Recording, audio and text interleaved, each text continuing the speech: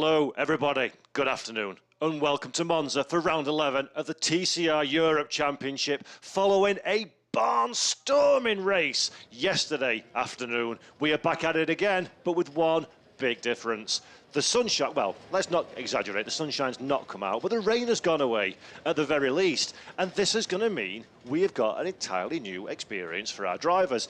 Air temperature 17 degrees, track temperature 20 degrees, and humidity at 80%. Very, very different conditions indeed to what our drivers faced last time out when we did round 10 in wet with plenty of drama. Now, a little bit of rainfall always makes a bit of spice. I don't anticipate this race being any different at all, even though the circuit is dry. The drivers are fired up. This is the penultimate weekend of the championship, and we've got a bit of a topsy-turvy grid, as well as, all those of you that tuned in yesterday will note, a massive field of cars this weekend. 25 drivers started the weekend. Unfortunately, Levente Lachance is now injured following an incident in race 1, so will not be taking part for the aggressive Team Italia squad. So we're down to 24 cars on the grid. Still a season high, still an incredible field of drivers. And Klim Gavrilov, the man that you see on your screen now, is on pole position, courtesy of the reverse grid when we had qualification in the wet yesterday. Gavrilov, a very, very strong driver, shown good form over the course of the season, will be very keen indeed to take the honours for Volcano Motorsport. And remember, Volcano have been very, very competitive in the recent past at this circuit, so expect Gavrilov to be hungry to convert that pole position into a race victory. Alongside him on the grid is Sergio Lopez, his highest start in TCR Europe following a number of guest appearances for the RC2 junior team. And he's backed up by his teammate Fernandez. Different car, same team, so Lopez rocking the Cupra, Fernandez in the Audi RS3 TCR Evo. So expect both of those drivers to be incredibly keen to convert good starting positions into, hopefully for them, a good race result. But directly behind them, Franco Girolami.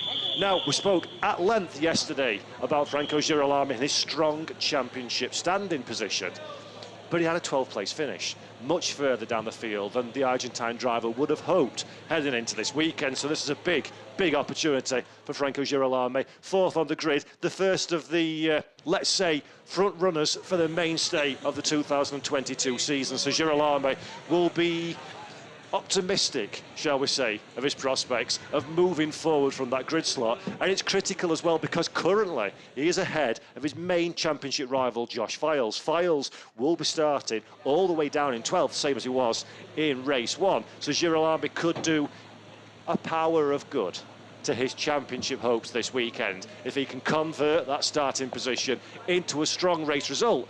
But never discount Josh Files. We discounted him in race 1. By the end of the first lap, it passed 5 cars. So Files, we know, is a competitive driver. We know the target competition Hyundai is a competitive car on this circuit. Expect Josh Files to be keen to move himself forward very quickly indeed, clear some of the cars that are normally further down the order. And let's have a look at that starting grid for round 11. Kim Glavrilov in pole position from Sergio Lopez and Felipe Fernandez. Franco Girolami is 4th on the grid, ahead of our new driver in Berti in 5th, Marco Butti in 6th position. Michel Halder hoping for a much better day indeed, 7th on the grid from Joachim Galash. Nicola Baldan is 9th from John Philippi, our earlier winner on Saturday. Reuben Fernandez starts 11th ahead of Josh Files, Pepe Oriola, Isidro Callejas, Mike Halder and Felice Yelmini, 16th position on home soil. Tom Coronel all the way down in 17th place ahead of teammate Victor Davidovsky. Jacobo Gamande, another driver, racing at home in 19th. Jack Young, position 20 ahead of Vaclav Yannick, Evangelina Leonov, Polini and Paolo Rocca, rounding out the 24 cars that will be taking the start of this round 11 of TCR Europe here at the Temple of Speed that is Monza. The conditions are dry. The temperatures in the car, no doubt, are very hot indeed, as 24 of the best touring car drivers around look to go forward themselves a very strong race indeed. Looking out of my commentary box window now, the cars are coming off the line, warming their tyres in this formation lap. As per usual in TCR Europe, they will do one formation lap, line up on the grid for a standing start, and then engines will get loud, cars will get leery, and we will have 10 laps of, I am absolutely certain, incredible motor racing for us all to enjoy. If you're new to the world of TCR Europe, a very warm hello to you all. Glad to have you with us on this broadcast on the TCR TV YouTube channel and social media accounts. It's great to be with you, and I hope very much that you enjoy the racing that is about to transpire over the course of the next 10 laps. A little bit of housekeeping. Franco Girolamo is our championship leader, 314 points ahead of Josh Files on 252. That's a 62-point deficit, so it is critical for Files, with only the next round at Barcelona to go, to finish ahead of his championship rival. A further 29 points behind Files is Isidro Callejas, and don't forget, Isidro Callejas has lumbered all the way down in 14th position. That didn't really stop him last time out working his way up the grid, but with dry conditions it will be all the more difficult for Spaniard Isidro Callejas to make his way back into contention and keep his slim championship hope alive as we head into the final weekend of the season at Barcelona, the weekend of the 14th to the 16th of October. It all comes down to this, folks at home. There's been a lot of racing, there's been a lot of drama, there's been a lot of action this season, and the penultimate weekend of the year, the third to last race of the season, and it's all in Franco Girolami's hands. He needs a big result. Will he get a big result though?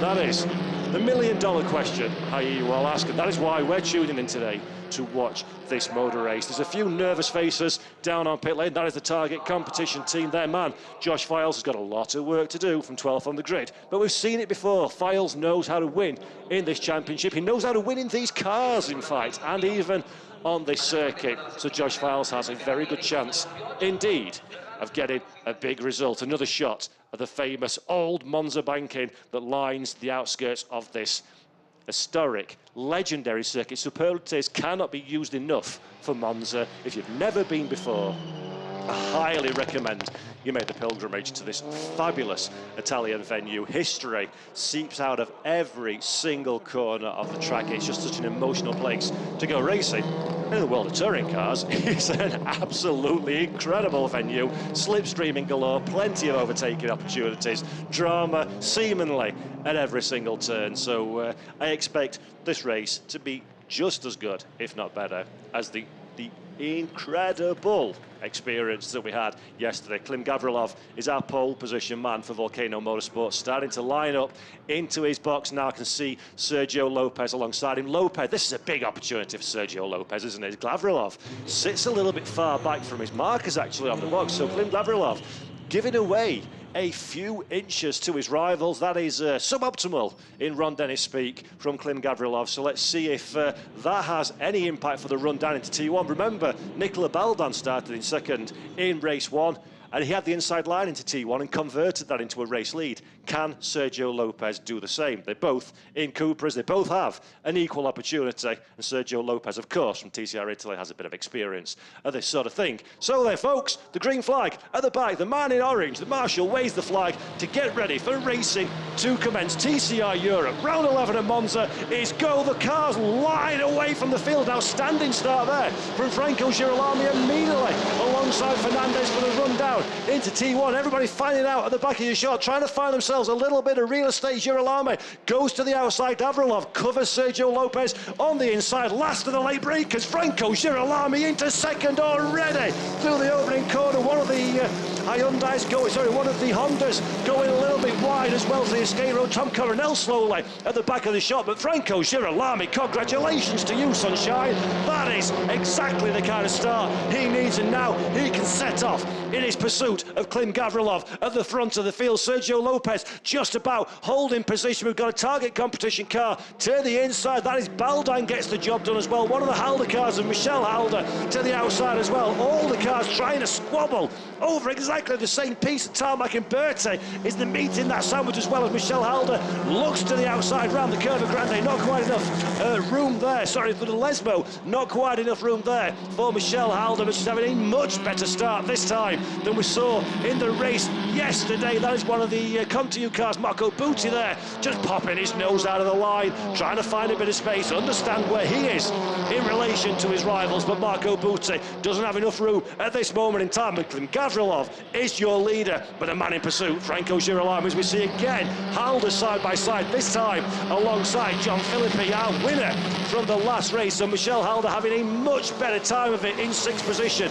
made up one spot from her starting position in the Halder Motorsports Honda. That car has been very fast in dry conditions, and Halder will be desperate to convert that into a good result. But John Philippi, lights ablaze in the background, Harry in the rear of the Halder Motorsports car. Further back, we've got a couple of Hyundais racing alongside Fernandez in the RC2 Junior as Franco Girolamo makes his move straight away, gets a great drive around the Parabolica, coming down the start finish straight side by side, even before we approach the braking zone. Is this the move that Franco Girolamo needs to take this race victory? He'll be very keen to spot his braking zone, catch the apex nice and tight. Gavrilov gives him racing room. Girolamo runs a little bit deeper in an experienced campaigner, gets the car to the inside, cuts off any opportunity for Gavrilov to make his way past. Further back, somebody going slowly through the chicanes. There's a bit of drama further down the running order, but the front of the field is where the actions are. Girolamo immediately on the defensive, runs the outside line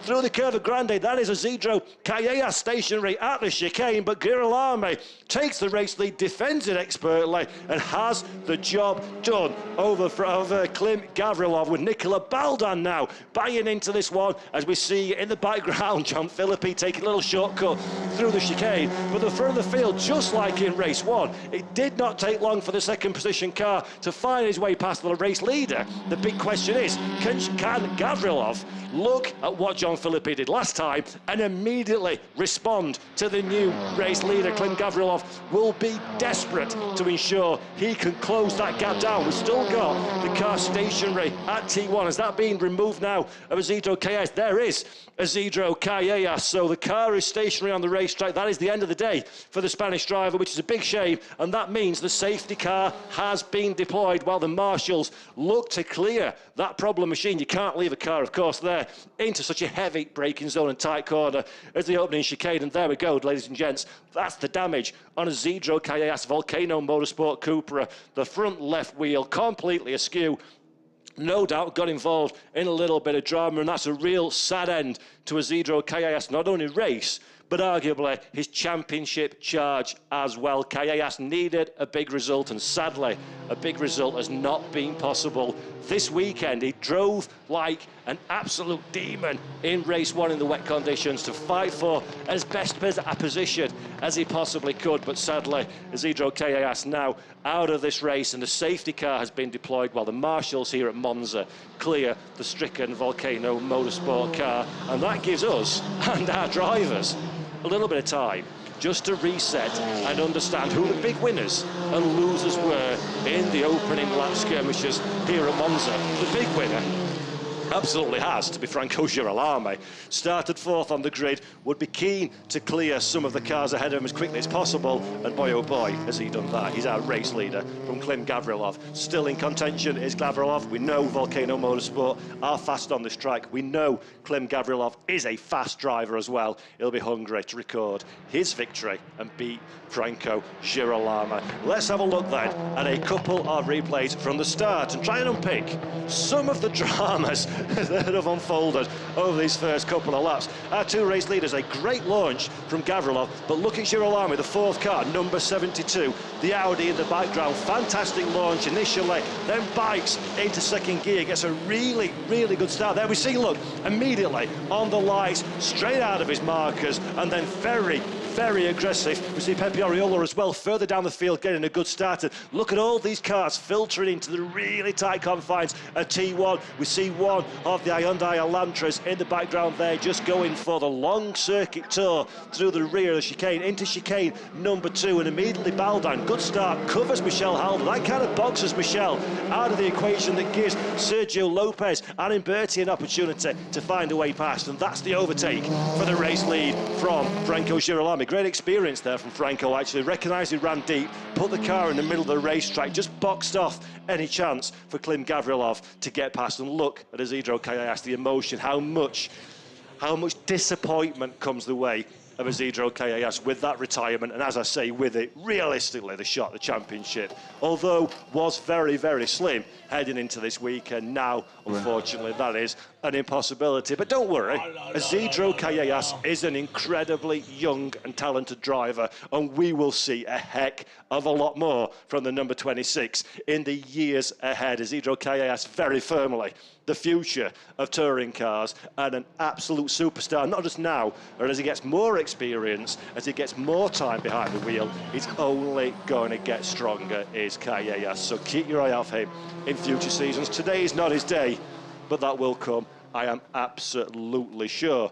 Now, quick one. Anybody who's new to TCR Europe touring car competition, we've got 10 laps, but the safety car has been deployed. Our regulations allow us to extend the race distance to a maximum of 12 laps. That may well be the case. You'll see it at the top of the screen. 3 of 10 you can see there. That number will increase depending on how long the safety car is out. 12 is the absolute maximum. If the safety car runs for more than 2 laps, we still limit it at 12 in total. So yes, we're going slowly at this moment in time, but don't worry, we'll make that up on the racetrack once the safety car goes in. And that is the Volcano Motorsport team. Their man, Isidro Callejas, is out, but Klim Gavrilov still has a very tasty chance, indeed, thank you very much, of taking home a big result by the time the checkered flag falls in 20 minutes' time or so. So Gavrilov now, the hopes of the team rest very firmly on his shoulders, as Evgeny Leonov, his teammate in the Diamond Trophy,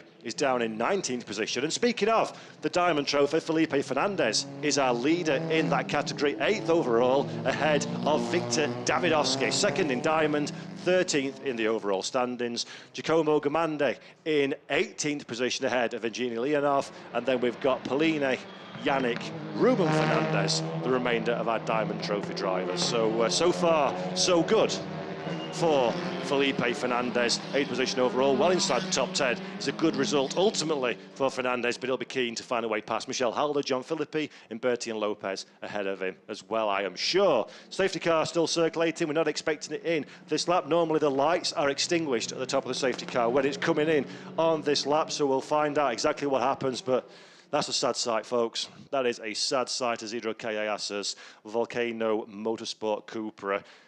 They've had a rough day, a rough weekend of Volcano Motorsport. I mentioned it earlier when I was recording a piece for the vlog. By the way, check that out on the TCR TV YouTube channel when it comes live over the next few days.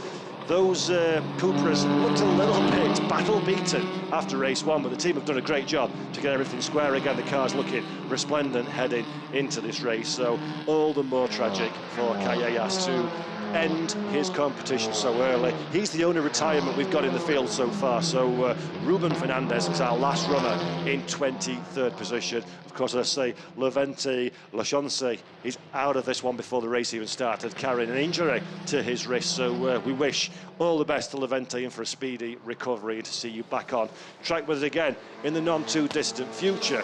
His teammate Pepe Ariola, by the way, it's his first time that aggressive Team Italia have run 2 cars in TCR Europe this weekend. His teammate Pepe Ariola, we know all about the Spanish driver, an incredibly fast driver, left Brutal Fish Racing mid-season when they left the championship, joined aggressive Team Italia, new team, new car, acquitted himself very nicely indeed, and Ariola currently runs in 17th position. Right, the safety car's coming in this lap. Franco Girolami immediately on that loud pedal to build himself a gap from Klim Gavrilov, but we all know the slipstream works wonders here at Monza, so can Gavrilov draft himself to the back of that Audi to put himself in position into T1? Nicola Baldan for company and Sergio Lopez all in a row trying to get the slipstream for the rundown into T1, and Berti goes defensive from John Philippi. Philippi to the outside, and Berti closes the door even though Philippi's there. A little bit of a kiss between the 2 drivers, but Philippi survives that one. We see Fernandez going over the chicane as well, as there in the background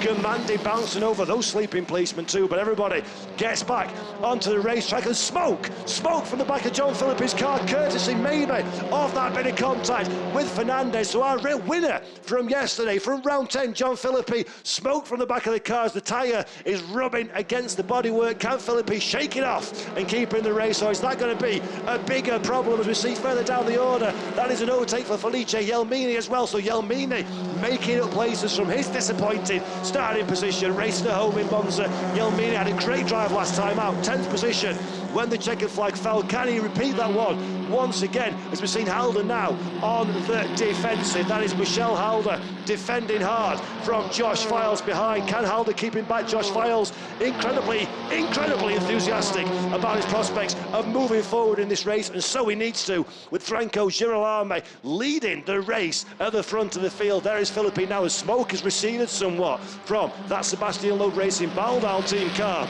so Philippe will have a little bit more relief. He'll smell that in the cockpit, he'll know there's something wrong, and he'll just be holding tight and hoping the car can take him and the team to the finish line to consolidate what was an incredible day yesterday. Moved up to 6th in the standings and still in the conversation to get himself into that top 3. But Michelle Halder quickly on the defensive. She has got 1, 2, 3, 4, 5 cars, including a teammate at the back of that pack, trying to find a way past. So Michelle Halder hard on the defensive. Jack Young, teammate, conversely, hard on the attack at the back of this little battle pack at the front of the field now. We're seeing, there we go, that is John Philippe, a little bit slow in a straight line, opens an opportunity for the RC2 Junior car to get to the outside, but Philippe has got the optimal line into the chicane, but does not have enough of an overlap and drops behind his rival. Meanwhile, Michel Halder has been hustled out of position by Josh Files. That's another one gained for the target car. In fact, sorry, that wasn't Files, that was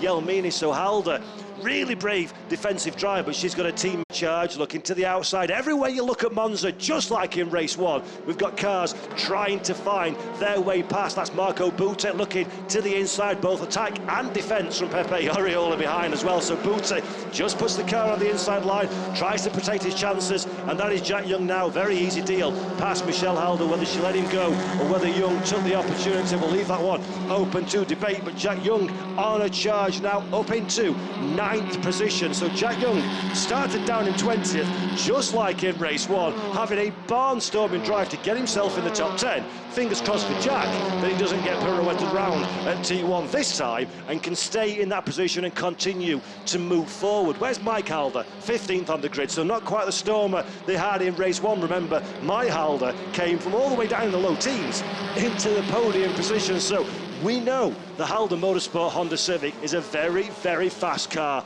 indeed. And at this moment in time, Jack Young is the man that is firmly proving that one, running in 9th position, having just passed the Michelle Halder run Halder Motorsport car for position. And while Michelle allowed Jack to go, that has now allowed Josh Files to get involved. Files is having a bit of a quiet race, started in 12th, currently running in 11th. That is not enough to keep his championship hope alive. So Josh Files needs a strong result. He needs to move forward as Felice Jelmini now on the back of John Philippe. Philippe's car stopped smoking, but maybe it's carrying a little bit of damage, and Jelmini looks one way, looks the other for the run down into the chicane, gets the deal done on the brakes. Felipe drops back behind his rival, and that is another position for Felice Jelmini. Very much fired up here on home ground for a big result. We're looking back now at Joachim Galash and Tom Coronel. This is a squabble all the way down in 15th and 16th position. Coronel didn't move forward like he hoped to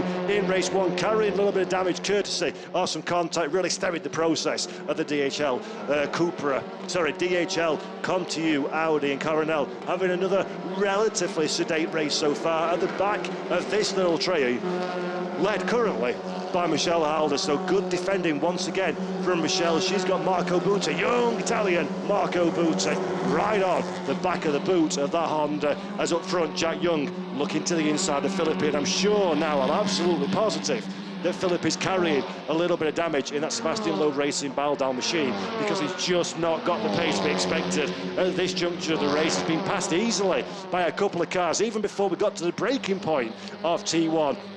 So maybe Philippi doesn't quite have the speed he would hope to have had at this stage, and Jack Young will be keen to do something about that one, because if he can get rid of Philippi, then Felice Jelmine is the next man up the running order. But he needs to make that move quickly, because we're rapidly running out of laps, which means we're rapidly running out of time for Jack Young to do anything about it. And now we go, look, to the outside for Parabolica, then to the inside as Philippi goes to the racing line. Jack Young will stay behind him, get the slipstream all the way down the straight and get the deal done, as Marco Butti trying to mirror image manoeuvre behind. So Butti now on the attack as well, and there's more smoke from the back of Philippi's car. So the problem that we saw earlier is re-manifesting itself now, and Jack Young gets the deal done nice and easily, and you can see how much of a pace advantage in a straight line Young has. So there's obviously difficulties there with John Philippi's car. Let's hope that can see to the checkered flag, but if I was John Philippi, I would be a very nervous driver indeed, as Marco Butti gets the deal done at the chicane. Michel Halder has nowhere to go,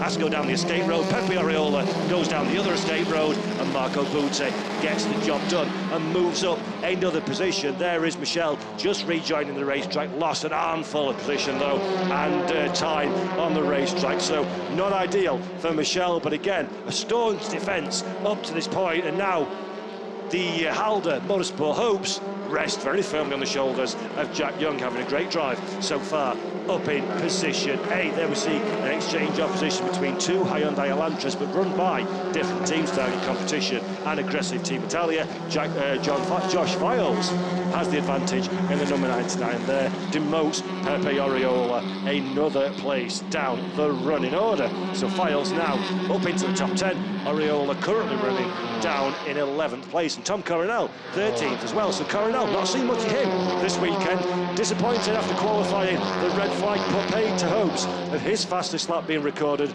lumbered him down in 17th place, and Coronel's been on the recovery ever since, as Marco Butti shows his nose to the inside of John Philippi. Philippi again still suffering a little bit of pace deficit to his rival, shall we say. Whether that's setup, whether that's the pace of the car, or whether that's the damage he is carrying, remains undecided. Let's have a look now. Jack Young showing his nose up the inside into the parabolic. Did he get the deal done? We'll find out in a moment. But Clint Gavrilov at the front of the field, he's decided now is my time to attack Franco Girolamo, and Gavrilov very firmly in the slipstream of the Continental Racing Audi. Not quite close enough on this occasion, I don't think, to get alongside into the braking zone, but Gavrilov making his intentions known. He fancies this race victory. Second position is a good result in its own right, but it certainly isn't as good as taking home that winner's trophy, and Franco Girolamo now will have his eyes on Stokes. He knows there's a championship here to win, but he also wants to win the race. The last thing he can afford to do is get involved in a little bit of drama. In the background there, that is, in the background, that's a very big save from Jack Young over the gravel in the Halder car as Felice Jelmine in pit lane. So Jelmine into retirement, a great opening stint to the race, and that is, as we feared, John Philippi also pulling off at the side of the racetrack. You can see the damage on the rear corner, shredded that rear tyre, and John Philippi cannot progress any further. The car was losing pace all the way through the back end of this race, and sadly to say, John Philippi and Felice Jelmine both saying goodbye to us for this event in quick succession. Jelmine, not sure what the problem is there with the car, mechanics looking under the hood, but that's a real shame. Very, very strong opening stint to the race, but sadly no reward at the checkered flag for Felice Jelmine at home. So Franco Girolamo is still our race leader. Clint Gavrilov in second position. Nicola Baldan having a very, very good run in position 3. I'm going to interrupt myself because race control saying car 8 and 53 have a 5-second time penalty for cutting the track. Car number 8 is our third place man, Nicola Baldan. So Baldan needs to get his skates on, otherwise he's in danger of losing position, not just to Sergio Lopez, but to Berti behind as well. And car number 53, I'm looking down my running order, is Michel Halder. Michel all the way down in 18th position now, following a very good defensive drive at the start of this race, but Michel's going to have 5 seconds added to her time as well, which put pay to any opportunity of scoring points this weekend. But let's keep our eye now on this fight. The yellow flags are waving. We'll keep our eye on this fight between first, second and third. Remember, Nicola Baldan that we're looking at will have 5 seconds added to his time.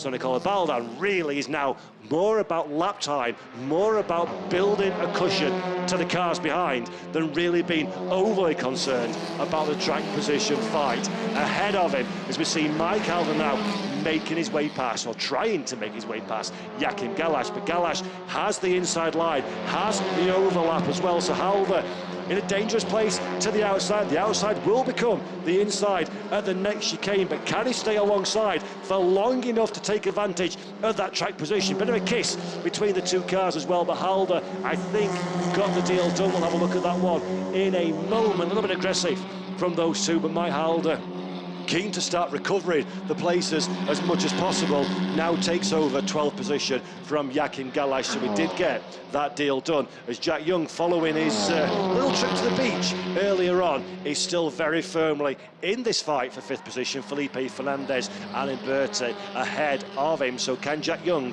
overtake two drivers that have got much less experience, it has to be said, in the world of TCR Europe competition? Michele Imberte, of course, making his debut this weekend. Felipe Fernandez returning to the championship following a guest appearances earlier in the season for the RC2 junior team. So Jack Young, three wide down the back straight into the Michele Alboreto corner. No room there for Young, so he'll quickly put the car back to the inside again. Tries to get the run on Fernandez, taking slipstream from not one but two cars ahead. And while Fernandez and Imberte are all fighting over their own track position, Jack Young keeping a watching brief in the background, seeing how this one unfolds. It's wise of Jack Young just to take himself out of the equation a little bit as they run too wide into the hot spots, into the danger zone of T1. Can Fernandez get the deal done? No. Drops back behind Imberte. Now Young looking one way or another. He can't find enough tarmac to get a clear run and get the acceleration over his rivals, but now he does.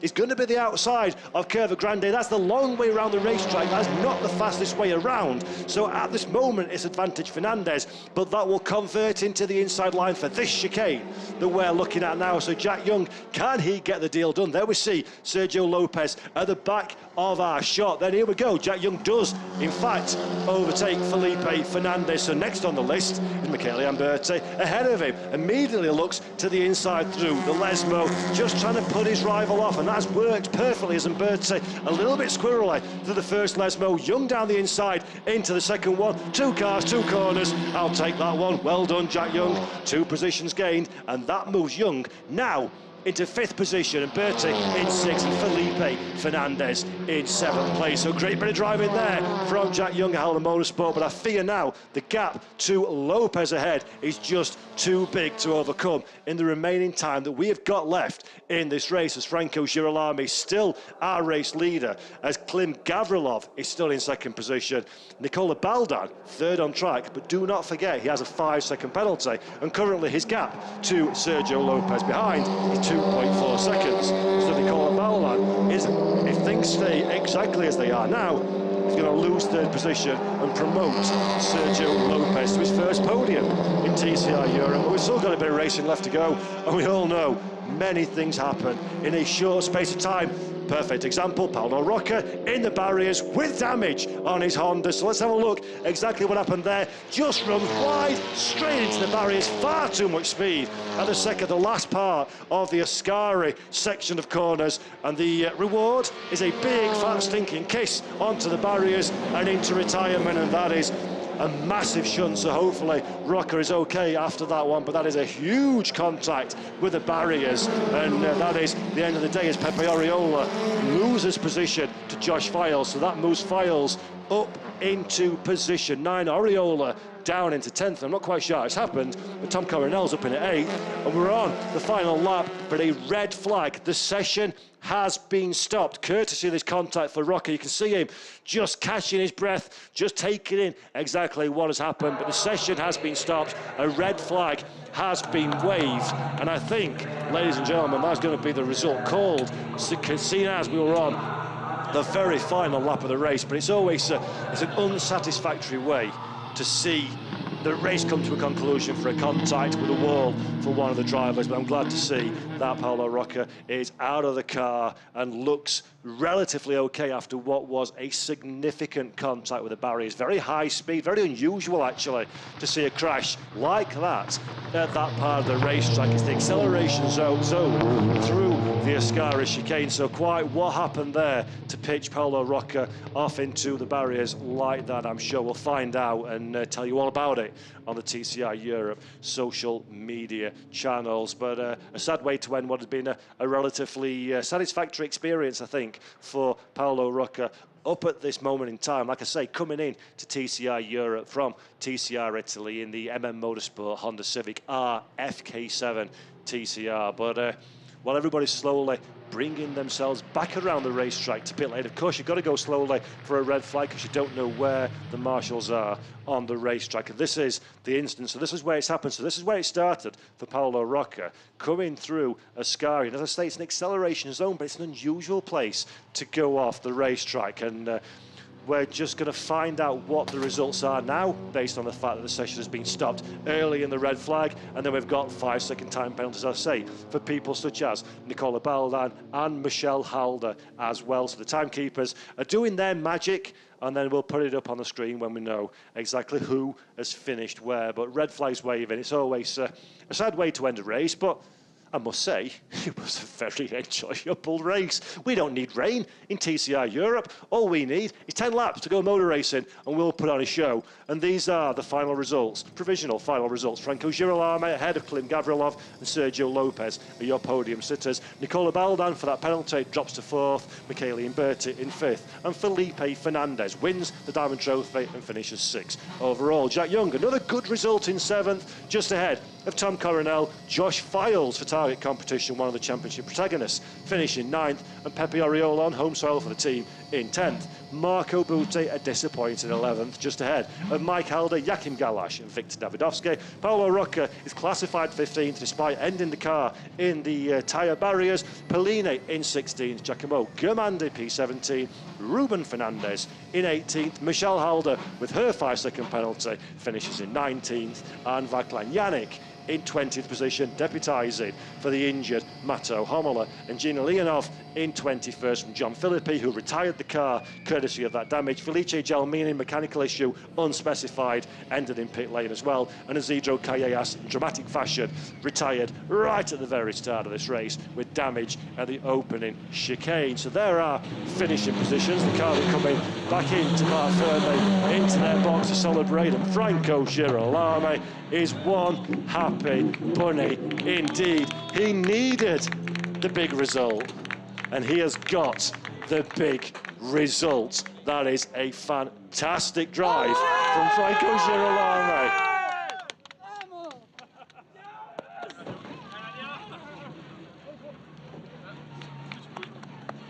Superb stuff from Franco to see him celebrating with the team. He needed that result, and what a way to score it with a race victory. Klim Gavrilov also a little bit more understated in his celebrations, but still a very good result. Let's have a listen, see if we can hear anything. I literally can do nothing without it on the straight. He has 40 kilos. Nothing. I have no slipstream behind him. Gavrilov promoting is like a straight line speed in that Cupra, but still a very, very good drive indeed from Klim Gavrilov and his Volcano Motorsport team to bring the car on to the bottom step, the second step of the podium in second position. Yes, it's a frustration, I think, for drivers when you start on pole to not convert that in to a race victory, but nevertheless, Klim Gavrilov scoring a great result for himself and the team, and this is the driver's points after rounds 11 of 13. Gavrilov, with that result, by the way, moves himself up into third in the standings. Isidro Callejas has gone from one of the championship challengers to 5th overall in the standings, and Coronel, courtesy of having missed a race at the Norris Ring, currently in 4th position, but Girolamo and Files are our top two. Nicola Baldan in 6th place moves up the overall order. John Philippi in 7th after what was a strong race 1, but a disappointing retirement in race 2. And Jack Young, unbelievably, 11th overall, despite showing incredible pace all the way through the season, but the bad luck has followed Jack Young this year. He's not managed to convert that raw pace into good results. So Mark James is now down on pit lane with Franco Girolamo to talk to our race winner. Franco, 2 questions for you. Let's talk about the race first of all. It was all in that run down to T1. Well done. Thank you very much. Big congratulations for welcome to you, racing. Victor Davidowski for helping me, all the sponsors. Amazing race. Really, I can't believe it. I put everything for the first moment. I know that there was a lot of in the start, so I prepared too much the tires to have a very good jump, and I did it. So mega show for all team. After yesterday, we had no very good pace in the rain, but the team, as always, work every day, every night, and give me an amazing car for this dry condition. So for my family, Angie, Vittorio, his first race with me, so I am so happy, and more for us for yesterday, because always one driver tried to do the best, and yesterday was not the pace. Let me quickly ask you about the championship. You now have one hand on the title, but it goes to Barcelona. It's racing, it's motorsport. If I have chance, there is chance. So for me, I keep the same focus like today, without mistake. The team, Jean-Michel and Francois, big thanks for they, because they trusted me in the beginning of the year. I was without seat, and in 2 hours we did the agreement with Jean-Michel and Francois. So thank you very much. I'll be talking to you in Barcelona. Well done. Thank you. Great stuff from Franco Girolamo there, and let's have a look at a few of the highlights from the race that has just unfolded. Such an incredible race here at Monza. Klim Gavrilov on pole position, gets the launch from Sergio Lopez down in to T1, but it's Franco Girolamo. There was the man on the move in the early stages. As he said, prepared the tyres for the all-important launch and got the deal done into the chicane. A superb pass on Gavrilov, and then defending to not concede that position. Meanwhile, at the back of the field, another one of the championship contenders says goodbye for this season by making contact and coming to a stop. Michelle Halder had plenty of cars to deal with over the course of the race, could not convert her 7th into the result that she was hoping for, unfortunately getting passed by a few drivers, and then a 5-second penalty as well. Jack Young performed heroics in race 1, performed heroics in race 2, passing a number of drivers, and there we see the retirement and the red flag causing of Paolo Rocca. See again on the highlight, actually, he caught the sausage curb on the inside, which launched the car straight to the barriers. But Franco Girolamo, as Mark James mentioned in the interview, one hand on that trophy now as we head to Barcelona. A great drive, a champion's drive, some might say, from Franco Girolamo, and it would take something quite spectacular indeed to dispose him at the front of this field for the TCR Europe 2022 Drivers' Championship, but we'll confirm that one next time out at the Circuit de Barcelona, Catalonia, when we do our final weekend of the 2022 season. And here are your podium finishers. Sergio Lopez, more than happy with his best result in TCR Europe, and so he should be. A great drive, great performance and great speed from Sergio Lopez, made the most of the opportunity that was presented itself. Klim Gavrilov, a delighted 2nd, his best result for quite a while here in TCR Europe, and for the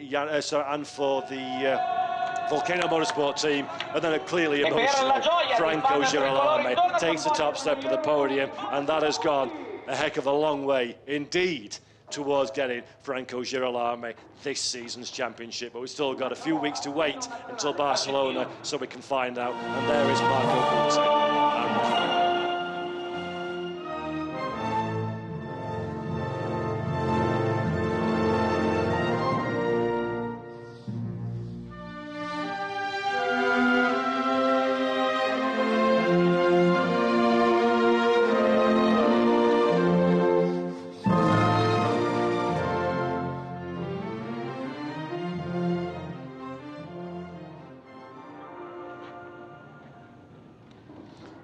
Girolami holding back the tears there on the podium. This is how much racing in this championship and winning this title means to Franco Girolami, and it's a very, very good day's work after what was a difficult time in race 1 yesterday. In the rain, Girolami didn't quite convert his grid position into the result he was looking for, but he's made up for that one today very nicely indeed with the race victory. Sergio Lopez proudly holding that trophy. There we go for Klim Gavrilov, second place. Round of applause as well.